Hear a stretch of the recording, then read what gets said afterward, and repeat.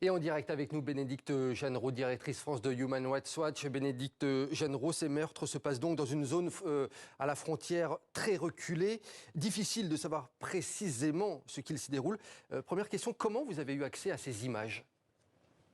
En fait, c'est des images qui ont été collectées sur les réseaux sociaux par Human Rights Watch ou qui nous ont été envoyées directement par des sources que nous avons vérifiées.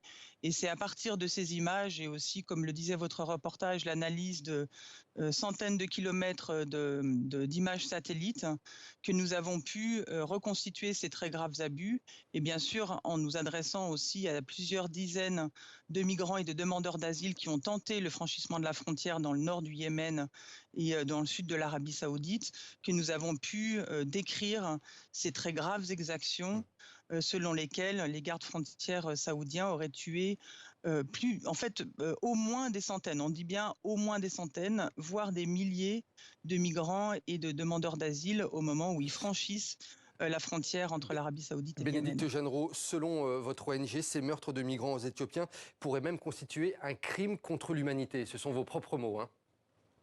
Voilà, en fait, c'est l'aspect systématique et généralisé de ces meurtres par les gardes frontières saoudiens qui nous font dire qu'il pourrait s'agir de crimes contre l'humanité s'ils entraient dans une politique systématique de ciblage de migrants civils non armés.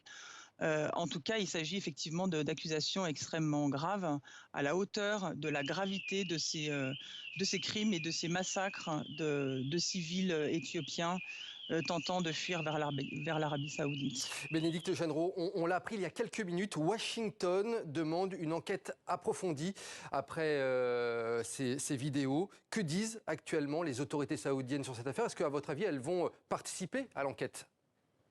Alors, en fait, nous sommes adressés directement aux autorités saoudiennes au moment de l'enquête, comme nous le faisons avec toutes les autorités quand on produit des rapports, avec une longue liste de questions sur toutes les exactions et ces meurtres que nous avons documentés. Les autorités saoudiennes sont restées silencieuses, elles n'ont pas répondu à nos sollicitations. Là, manifestement, d'après cette dépêche de l'AFP, les autorités saoudiennes nient les allégations. Et en fait, plutôt que de nier, elles devraient au contraire reconnaître ces exactions, tenir pour responsables les différents responsables de ces meurtres de masse et mener des enquêtes. Donc là, le fait que Washington appelle à une enquête, c'est un premier pas, on va dire. Nous aussi, nous appelons à l'établissement d'une enquête internationale sous l'égide de l'ONU pour enquêter sur ces crimes extrêmement graves que nous avons documentés.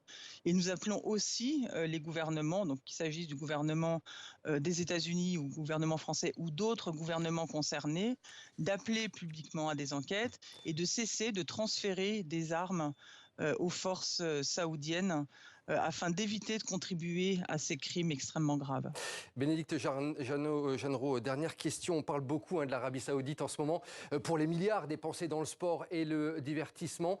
Votre crainte au sein de Human Rights Watch, c'est que ce soit un écran de fumée également pour détourner l'attention sur ces crimes. Oui, comme vous le dites, en fait, l'Arabie Saoudite dépense des milliards dans des événements sportifs et de divertissement à grande échelle pour redorer son image, pour masquer ses abus.